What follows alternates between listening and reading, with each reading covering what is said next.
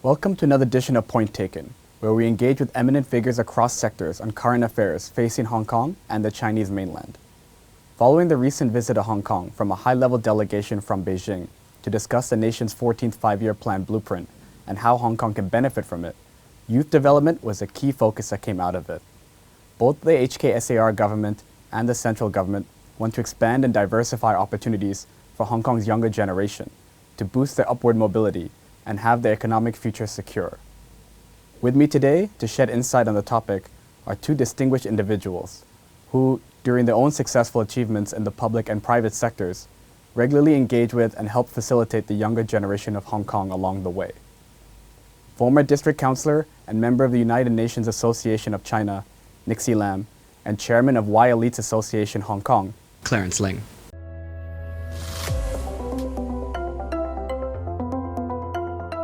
Nixie Lam, Clarence Ling, thank you so much for joining me here today on Point Taken. With the extensive amount of collaboration exposure to young people in the city that you both have, including Nixie, you being a Hong Kong member of All China Youth Federation, I wanted to get your personal take first, Nixie, on the change in mentality or interaction you may have felt from youngsters in the city from the start of the pandemic to now. So I think the major point is basically on the adaptability. Previously, especially in Hong Kong, we're such a small city, a lot of people don't really care about technology like fintech, apps or anything. You're all just going to pay cash anyway. That kind of mentality has to change. We never thought of like the model of like working from home is possible in Hong Kong because it's such a small city and people, well, we're going to start working really hard and doing this and that. So that adaptability into a new economy model is very important. Clarence, as someone with a very broad entrepreneurial background, and part of that is you bridging the Greater Bay Area with the rest of the world in business, are you hopeful for Hong Kong youth's opportunities, particularly recent graduates entering the job market, to be able to start their own venture, whether it's in Hong Kong or in the Greater Bay Area? So each city, within the Greater Bay Area plays its own role and has its own strength in terms of different industries, in terms of different support. And I think, we in Hong Kong are in a very good position in terms of the development of the Greater Bay Area. So I'm hopeful for Hong Kong's future and Hong Kong youth's opportunities. And before I talk about starting their own ventures or pursuing new careers around the Greater Bay Area, I would like to point out that Hong Kong youth possess irreplaceable qualities, such as growing up in a very international environment, growing up being exposed to different cultures, like us, the three of us based in Hong Kong, right? And all of these would give Hong Kong youth, definitely an upper hand, especially our country is planning to opening the market up more and more going forward. Join any startup communities in Shenzhen and expand, your network, even though you end up deciding not to do it in Shenzhen. It's truly eye-opening. Having said that, travel around the CBA and find a city that suits the industry that you are in. Hong Kong is a good testing ground, even though Hong Kong is a good testing ground for a lot of startups. However, for the same amount of, time, investment, startup capital, effort that you spend starting your own venture, you immediately, doing it on the other side of the border, you immediately are facing a much bigger market, right? All of China.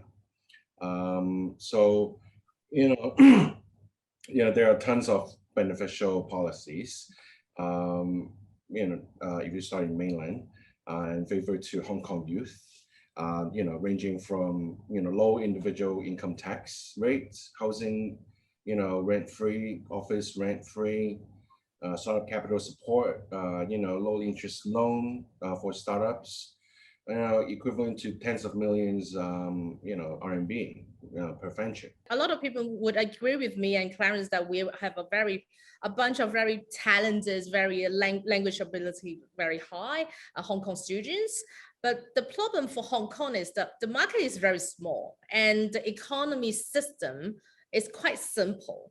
it's not very possible for them to have like a lot of possibility in the job role. Say for instance, if you're let's say studying mechanical engineering or things like that, you might end up in repairing lifts or escalators in Hong Kong. But think about if you are, say, in the Greater Bay Area, or in Guangdong areas where electric cars are one of the major businesses over there, and they are actually doing a lot of R&Ds. So that is something that is not possible in Hong Kong, isn't it? So that's something is really maybe you'd never thought of. So taking all that qualities, all that experiences, and really cross the border, and you don't have to do it on your own. Just try to find a partner, that you can trust and really explore. Nixie, following the high-level delegation from Beijing that came to Hong Kong to talk about the national blueprint, how do you see that visit sort of give hope to the social upward mobility for the youth in Hong Kong? It opens up a lot of opportunity and actually draft out a map.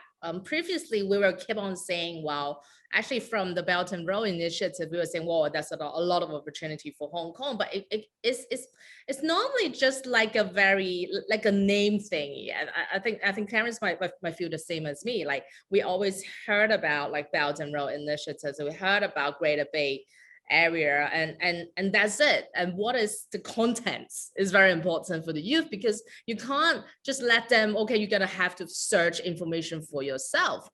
For them to come to Hong Kong in such a high level delegation and try to explain, and especially when they host a special events for youth, I think that is very important and very targeted on explaining what the Chinese government is actually doing. I think in the Hong Kong social model is quite different, as in we try to compile with a set of laws and regulation so tight into any possibility first. So the possible to make that industry prosper might be very difficult in the beginning.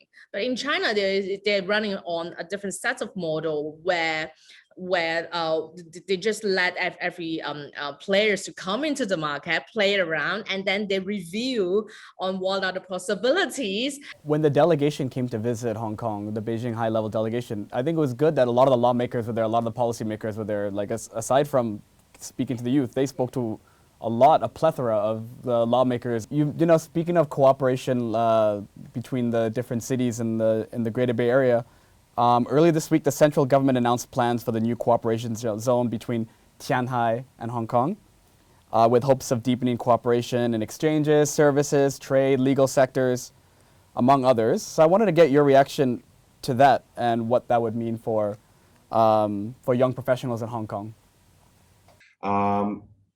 This actually confirms my prediction of our central government's intention to open up the economy through, first Hong Kong, then gradually the GBA, and eventually to all of China. One country, two systems has always been a very critical factor for China to go global. I have lawyer friends starting to prepare or have already taken the exam to be qualified to practice in GBA. As central government is opening their arms to more, foreign trade and investments and experts, in their tremendous opportunities for Hong Kong young professionals to grasp this. Great. Nixie, Clarence, thank you so much for joining me today.